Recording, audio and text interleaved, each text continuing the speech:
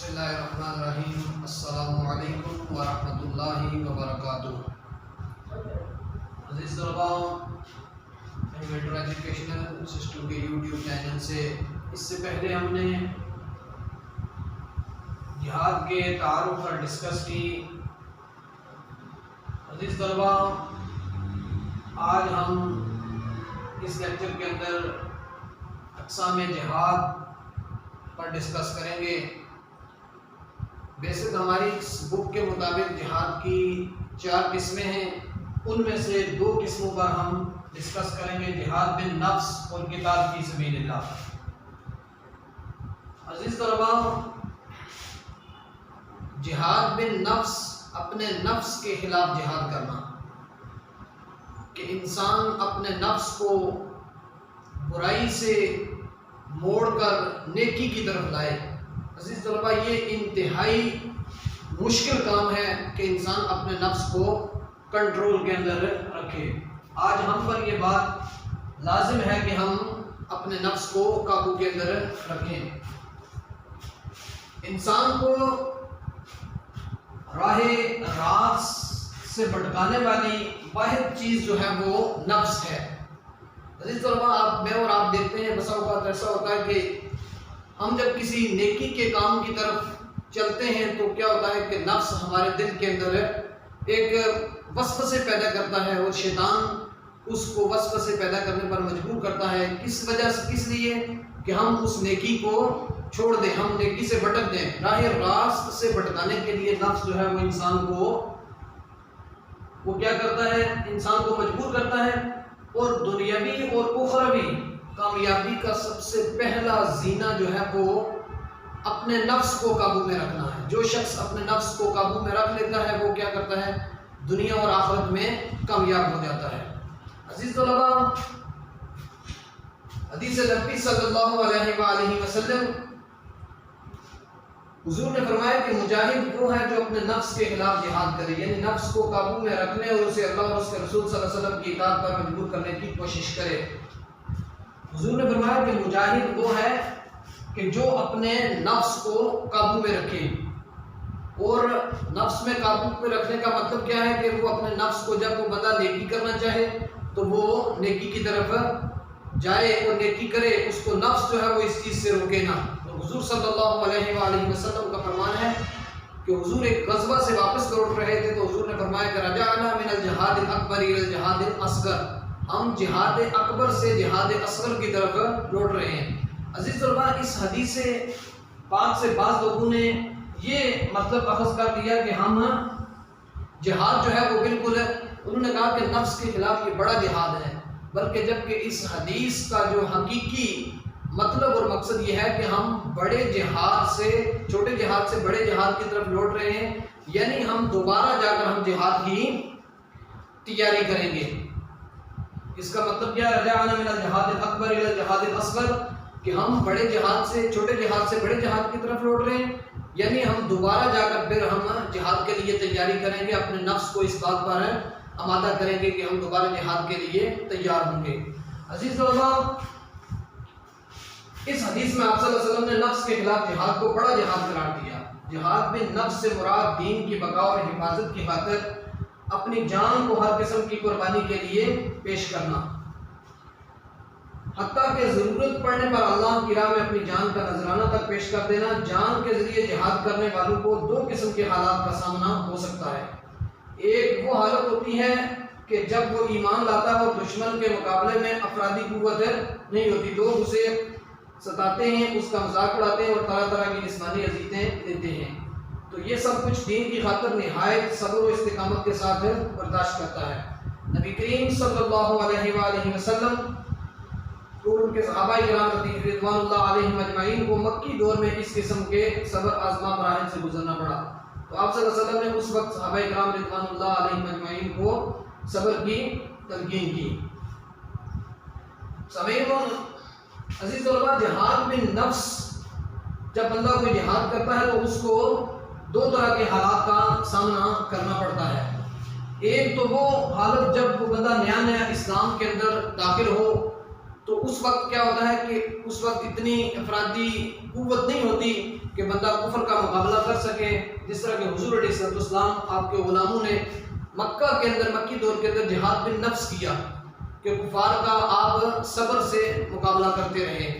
اور ایک وقت پھر آیا کہ حضور علیہ السلام جب مکہ سے مدینہ کی طرف ہجرت کی تو پھر حضور علیہ السلام نے ان کو تلوار کے ساتھ جہاد کرنے کا اللہ رب العزت نے حکم دیا اور آپ کو عزت ملا، اس کے بعد آپ نے تلوار کے ساتھ جہاد کیا۔ اور مکی دور میں صحابہ کرام رضوان اللہ علیہم اجمعین نے جہاد بن نفس کیا کہ انہوں نے اپنے نفس کو نیکی کی طرف مائل کرتے رہے اور حضور صلی اللہ علیہ وآلہ وسلم کے ہر حکم کی تعمیل جو ہے وہ جان سے بڑھ کر کرتے رہے۔ تو عزیز طلبہ، جہاد بن نفس اس کا مطلب یہ ہے کہ اپنے نفس کے ساتھ جہاد کرنا، کہ اس کو برائی سے روک کر نیکی کی طرف لانا۔ آگے ہے قتال فی سبیل اللہ، کہ اللہ رب العزت کی راہ میں جہاد کرنا۔ عزیز طلبہ، جہاد کی دوسری حالت ہوتی ہے جب دشمنوں کا ظلم حد سے بڑھ جائے اور اہل ایمان کی افرادی قوت اتنی ہو کہ وہ ظالم کا ہاتھ پکڑ سکیں، تو اس وقت ان پر لازم ہے کہ وہ جہاد کریں۔ قتال فی سبیل اللہ یہ جہاد کی دوسری حالت ہے۔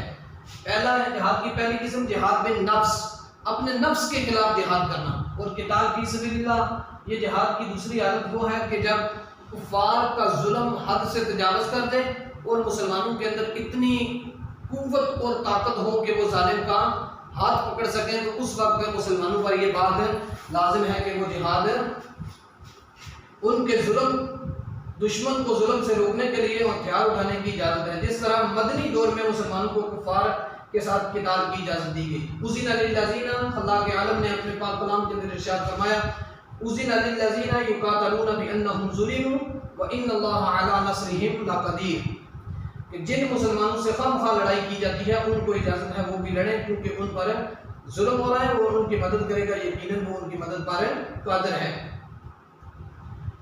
عزیز طلباء، یہ آیہ مقدسہ اذن للذین یقاتلون بانہم ظلموا اس وقت نازل ہوئی جب مدنی دور کے اندر صحابہ کرام جب مکہ سے ہجرت کر کے مدینہ تشریف لائے تو وہاں پر بھی کفار کا ظلم و ستم ختم نہ ہوا، بلکہ وہ مسلمانوں پر ہر طرح کے حربے ظلم و ستم استعمال کرتے رہے۔ تو اللہ کے عالم نے اپنے حبیب صلی اللہ علیہ وآلہ وسلم کو جہاد کی اجازت دی۔ تو یہ آیت مقدسہ نازل ہوئی کہ اذن للذین یقاتلون بانہم ظلموا، کہ جن مسلمانوں سے خواہ لڑائی کی جاتی ہے، ان پر ظلم کیا جاتا ہے، ان کو چاہیے کہ وہ بھی لڑیں گے، اور بے شک اللہ رب العزت ان کی مدد کرنے پر قادر ہے۔ عزیز طلباء، جہاد کے اندر دو صورتیں ہوتی ہیں۔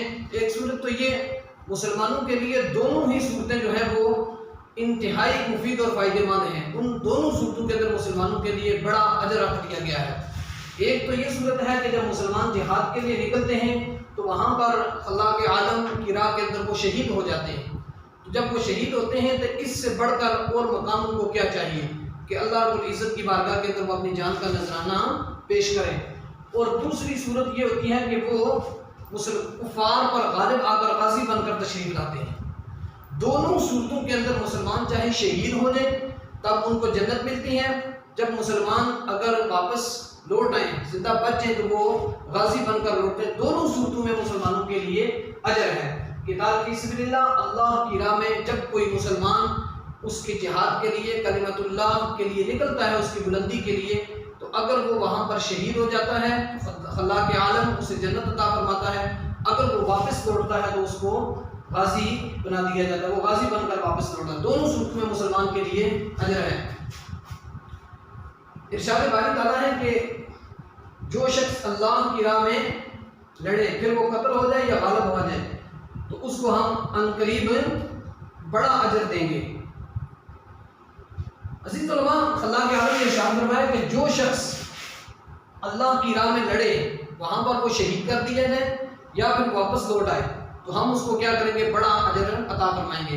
اور نبی اکرم نور مجسم شفیع معظم صلی اللہ علیہ وآلہ وسلم آپ نے جہاد کی فضیلت کو بیان کرتے ہوئے ارشاد فرمایا کہ جو شخص ایک دن یا ایک رات جہاد میں بسر کرے تو اس کے ایک مہینے کے روزے اور نفل عبادات سے بہتر عبادت ہے۔